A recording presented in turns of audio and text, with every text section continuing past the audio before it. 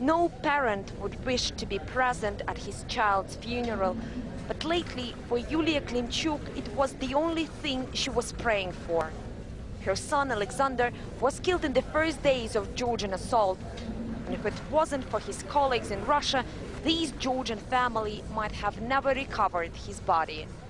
Alexander was a photographer for Russian news agency Itar TASS. Based in the Georgian capital, Tbilisi, he often covered tensions between Georgia and its breakaway republics. Sometimes we would ask him to take some shots of Tbilisi, but he would say, no, I prefer working in news, making political reports. He liked to work in extreme sports.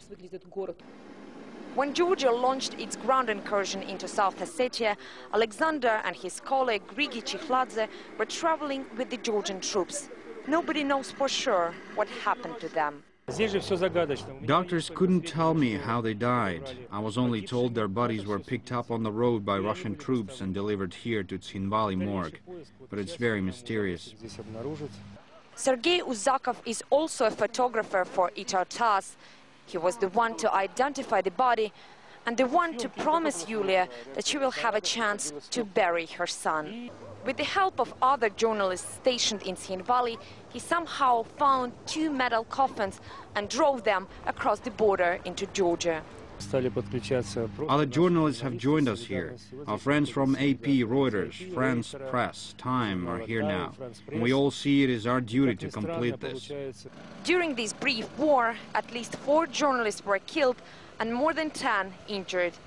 Oleg Panfilov with the Center for Extreme Journalism says this conflict was different from others.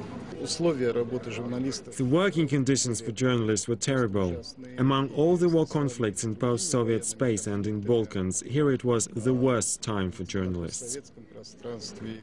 But these photographers say all wars are the same. In the midst of death and destruction, there's always a place for self-sacrifice and professional brotherhood. Bullets don't make distinction between soldiers and journalists, and everybody reporting from the front lines understands that. But if worse comes to worse, there's nothing more painful and yet more merciful than to allow a mother to bury her child.